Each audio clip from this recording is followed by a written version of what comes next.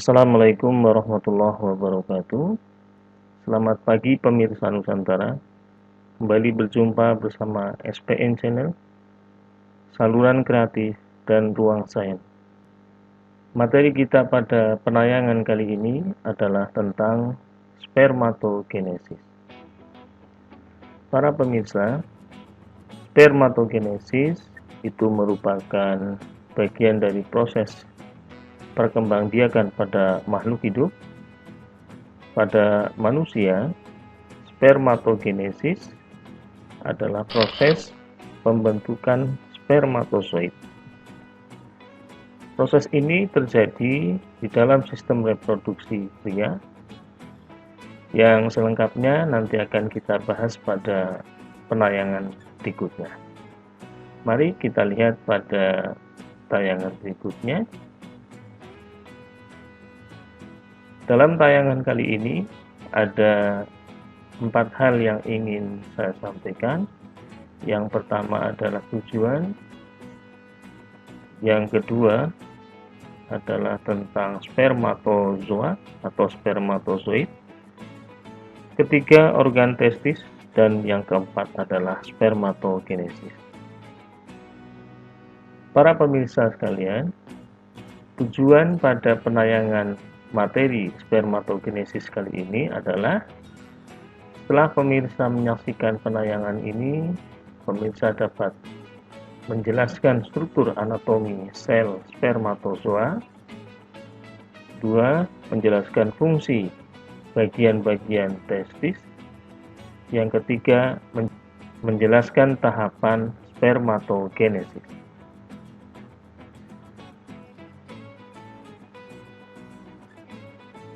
Materi yang kedua tentang spermatozoa.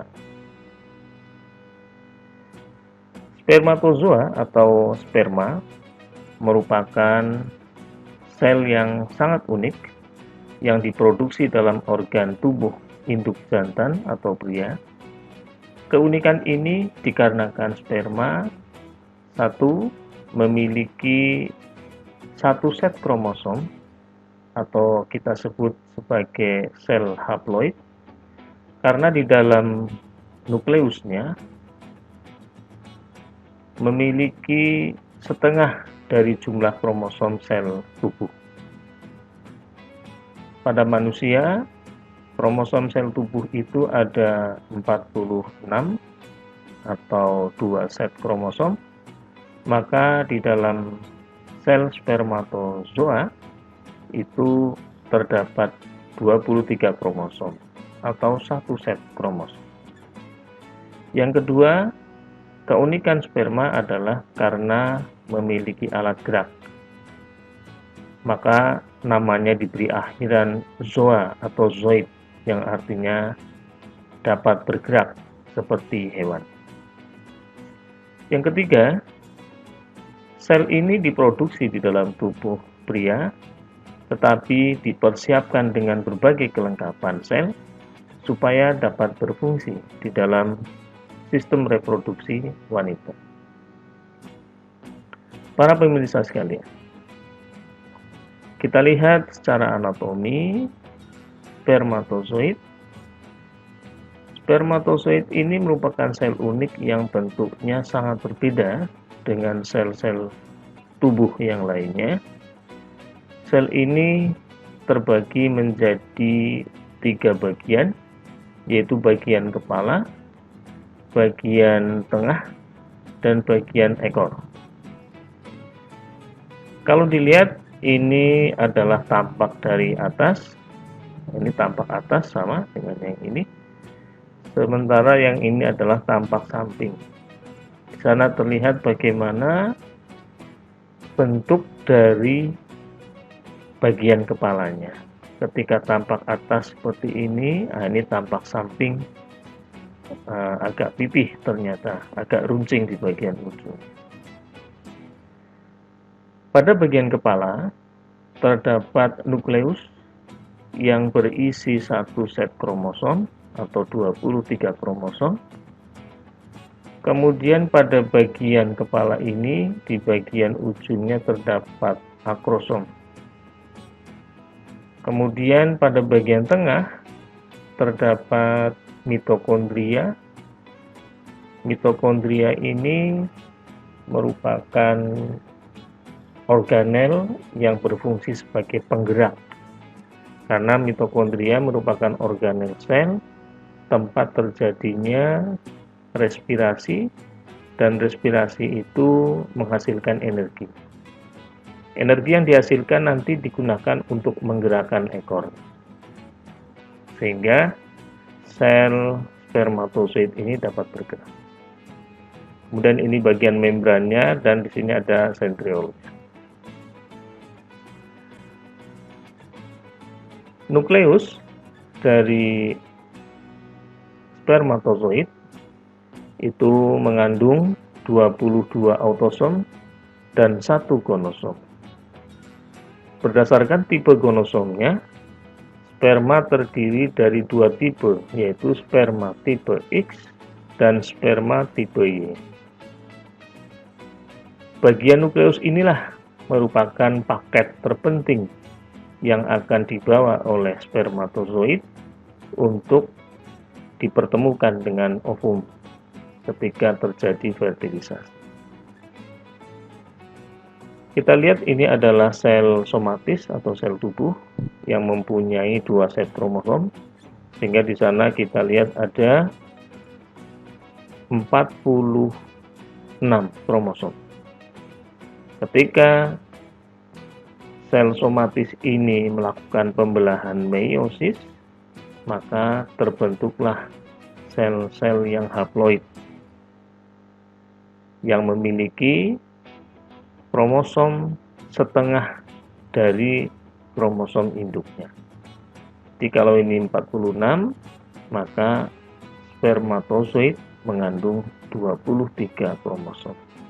Ini kromosom tipe X, di mana gonosomnya adalah gonosom X. Kemudian ini kromosom tipe Y, gonosomnya adalah kromosom tipe Y. Di bagian nukleus inilah bagian terpenting dari kromosom.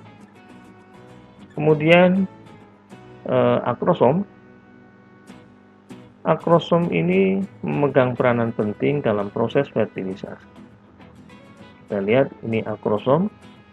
Akrosom itu berisi enzim hyaluronidase dan proteinase. Yang keduanya berfungsi penting untuk menembus lapisan sel telur, yaitu lapisan zona velocida ketika proses pembuahan. Jadi tanpa akrosom ini, maka proses fertilisasi tidak akan bisa terjadi. Kemudian bagian yang kedua dari spermatozoid adalah bagian tengah yang mengandung mitokondria. Nah, ini ada gambaran mitokondria. Mitokondria merupakan organel yang mempunyai 2 membran, membran dalam dan membran luar. Membran dalamnya membentuk perluasan yang dinamakan dengan krista, lekukan-lekukan ke arah matrik. Dan di dalam matrik ini terdapat ribosom dan DNA. Kita tahu bahwa DNA itu di samping terdapat di dalam inti sel, juga terdapat di dalam mitokondria. Namun, DNA yang ada di dalam mitokondria ini tidak berhubungan dengan hereditas pada makhluk hidup. Mitokondria merupakan pabrik energi pada sebuah sel. Maka pada spermatozoid, energi bersumber dari aktivitas mitokondria. Mitokondria pada spermatozoid itu terletak pada bagian tengah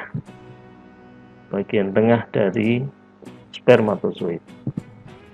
Bagian ini merupakan bagian yang tidak ikut masuk ke dalam ovum saat terjadi fertilisasi.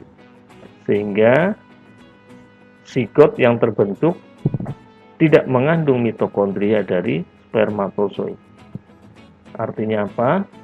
Bahwa setiap makhluk hidup atau setiap orang itu tidak mengandung mitokondria yang berasal dari ayahnya. Tapi semua mitokondria itu berasal dari ibunya karena berasal dari ovum.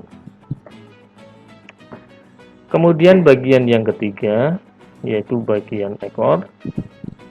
Ekor spermatozoid ini bergerak seperti baling-baling sehingga memiliki daya dorong seperti perahu mendorong air sehingga dia bisa bergerak maju. Begitu juga dengan spermatozoid. Seperti disebutkan di awal, energi yang dibutuhkan oleh ekor untuk bergerak asalnya dari aktivitas mitokondria yang ada di bagian tengah dari spermatozoid. Ini tentang spermatozoid.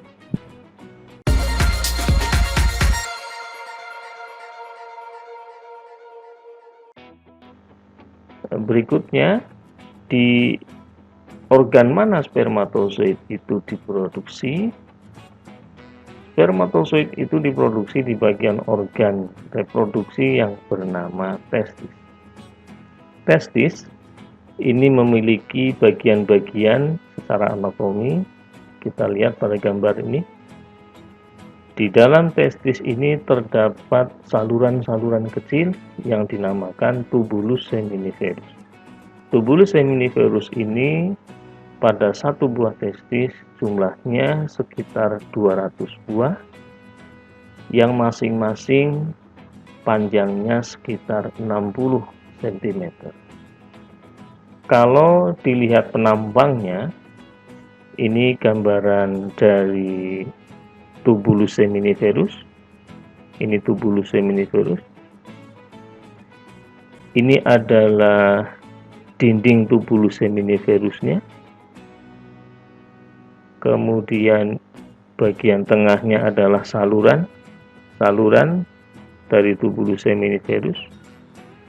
Dan di antara tubulus seminiferus yang satu dengan lainnya terdapat ruang-ruang yang dinamakan ruang antar tubulus. Ruang antar tubulus ini berisi sel-sel lidik.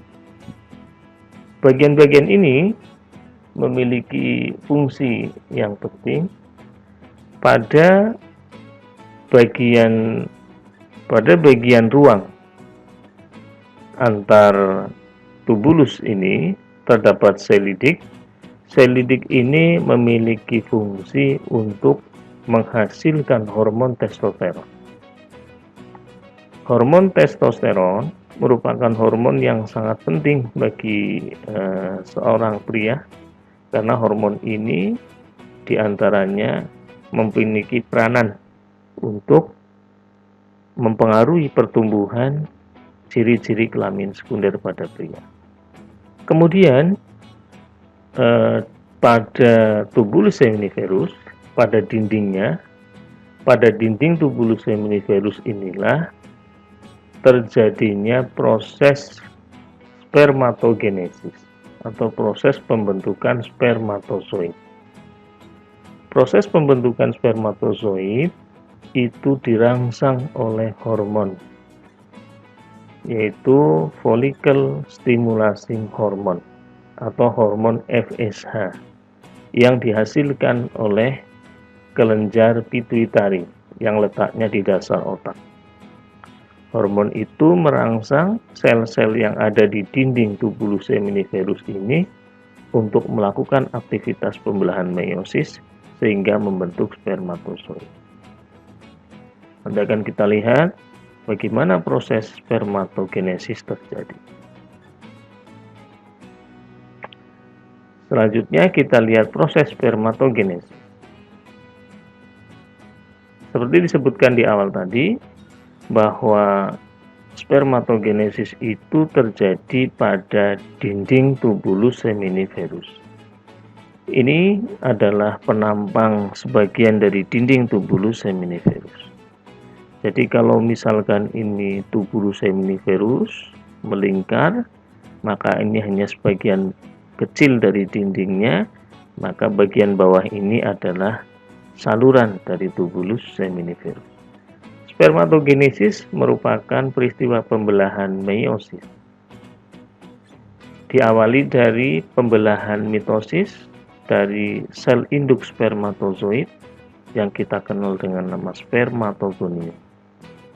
Jadi spermatogonium ini adalah sel induk dari spermatozoid.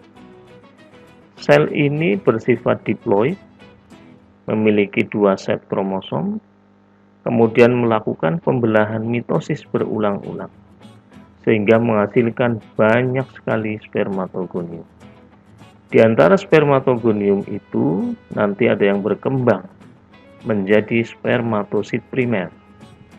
Selanjutnya spermatosit primer melakukan pembelahan meiosis yang terdiri dari meiosis 1 dan meiosis 2.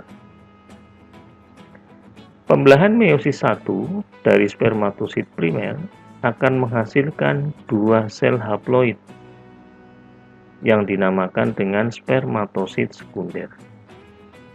Spermatosit sekunder ini selanjutnya akan melakukan pembelahan meiosis 2 untuk menghasilkan 4 sel haploid yang dinamakan dengan spermatid. Spermatidnya ini ya. Kemudian spermatid ini mengalami diferensiasi menjadi spermatozoid. Jadi satu sel spermatosit primer akan menghasilkan 4 sel spermatozoid. Kemudian sel spermatozoid ini lepas dari dinding tubulus seminiferus, kemudian mengalir sepanjang saluran tubulus seminiferus, ya. Jadi lepas dari dinding, kemudian mengalir di saluran tubulus seminiferus, kemudian dari tubulus seminiferus masuk ke saluran gabungannya. Ini namanya fasa efferentia. Dari fasa efferentia masuk ke epididymis. Dalam saluran epididymis ini, spermatozoid mengalami proses pematangan. Setelah beberapa waktu mengalami proses pematangan, maka spermatozoid ini akan bergerak menuju saluran vas deferens. Dari vas deferens selanjutnya ke vesicula seminalis, kemudian ke uretra, dan akhirnya dikeluarkan dari tubuh seorang pria. Jadi proses spermatogenesis ini merupakan proses yang terjadi di dalam dinding tubulus seminiferus. Kemudian hasilnya akan mengalir di saluran-saluran reproduksi pria dan akhirnya dikeluarkan melalui uretra. Ini tentang proses spermatogenesis di dalam tubuh seorang pria atau di dalam sistem reproduksi pria. Spermatogenesis ini merupakan proses yang unik karena sel yang dihasilkan ini adalah sel yang nantinya akan bekerja di dalam sistem reproduksi wanita yang secara kimiawi memiliki sifat yang berbeda dengan sistem reproduksi pria. Oleh karena itu, ketika spermatozoid meninggalkan sistem reproduksi pria, sudah dilengkapi dengan berbagai perbekalan yang nantinya akan melancarkan perjalanannya di dalam sistem reproduksi wanita. Demikian penjelasan tentang spermatogenesis. Kurang lebihnya mohon maaf. Kita akan berjumpa pada video berikutnya. Assalamualaikum warahmatullahi wabarakatuh.